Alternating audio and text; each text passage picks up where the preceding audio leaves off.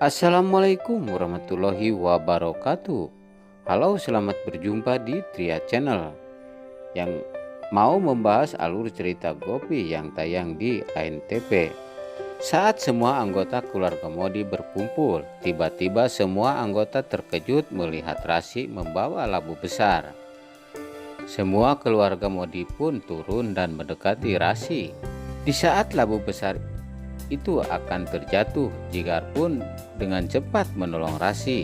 Lalu Kokila pun dengan marah berkata pada Rasi, "Rasi, apa yang kau bawa? Ini bukan lelucon, Rasi. Seperti biasanya kamu selalu membuat kesalahan." Lalu pendeta pun berkata, orang lain pasti akan memujinya karena Rasi telah membawa labu besar, dan itu telah cerminkan bahwa Rasi telah berbakti pada dewa. Semua orang pun memuji Rasi. Kokila pun tampak terlihat marah. Lalu Hitel pun berkata, "Kokila tidak apa-apa. Sekarang jangan marah. Ukuran ladu itu tidak menjadi permasalahan bagi kita." Kokila kembali berkata pada Rasi, "Kamu harus membawa ladu itu ke dalam kuil sendirian." Lalu Rasi terkejut mendengar perkataan Kokila.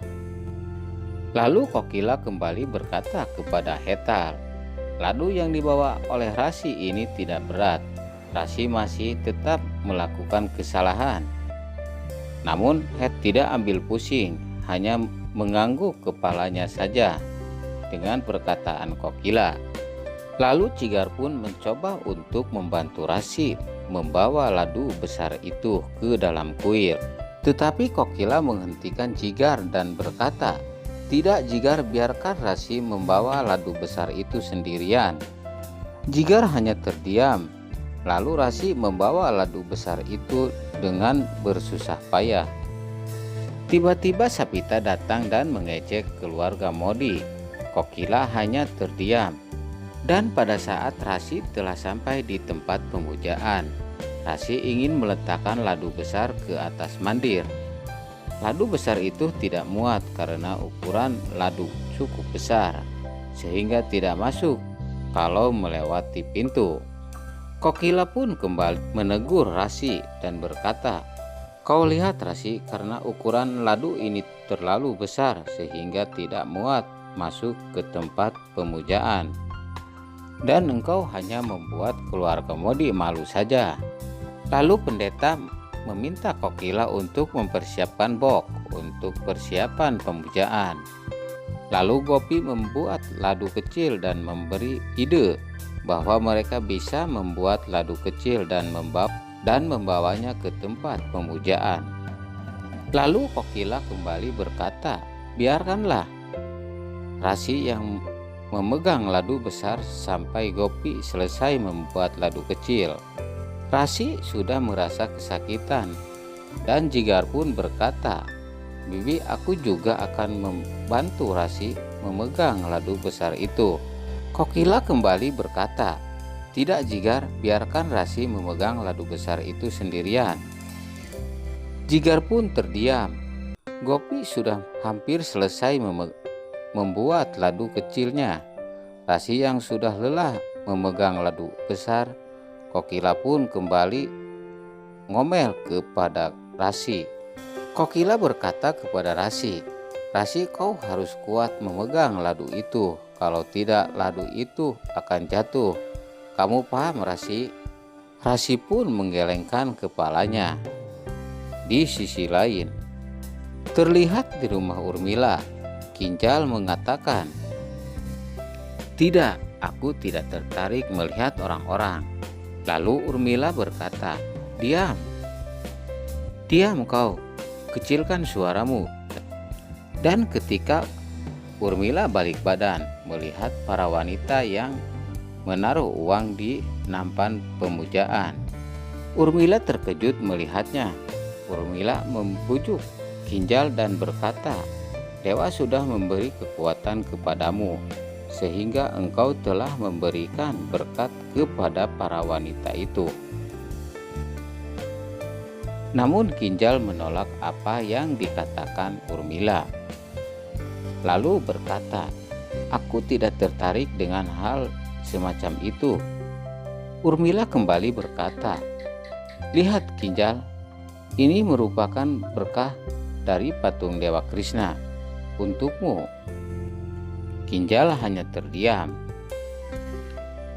Urmila pun nampak kesal kepada Kinjal dan langsung keluar dari kamar Kinjal. Urmila keluar dan menemui para wanita. Wanita itu pun menanyakan kepada Urmila di mana Kinjal. "Kami harus bertemu dengannya." Urmila kembali berkata, "Aku minta maaf kepada kalian. Kinjal saat ini tidak mau diganggu oleh siapapun." Lalu para wanita itu pun memberikan nampan pemujaan yang berisi uang kepada Urmila. Urmila pun tersenyum karena menerima prasad itu. Kinjal pun melihat prasad tersebut dan mengintip di kamarnya. Lalu Kinjal keluar dari dalam kamar. Para wanita itu pun mendekati Kinjal dan mengambil berkat pada Kinjal. Kinjal pun memberikan berkat kepada para wanita itu. Rasi yang sedang menyuci piring di dapur. Tiba-tiba Jigar datang ingin membantunya. Lalu Rasi menolaknya. Jigar memandang Rasi sambil tersenyum dan menutup pintu. Jigar mengatakan pada Rasi agar kamu tidak malu kalau aku membantumu.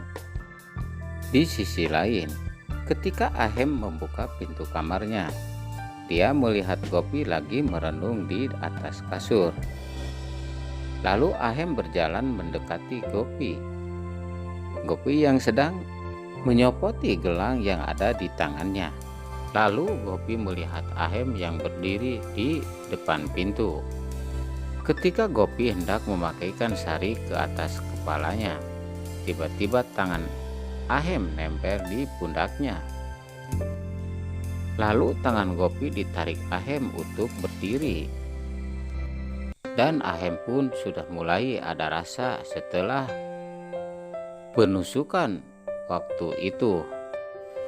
Nah sobat, bagaimana menurut pandangan kalian tentang adegan ini? Bagi kalian yang baru bergabung dengan channel ini, jangan lupa like, komen, dan subscribe-nya. Dan bunyikan juga lonceng notifikasinya agar kalian tidak ketinggalan informasi-informasi dari channel kami. Mungkin sekian saja dulu. Wassalamualaikum warahmatullahi wabarakatuh.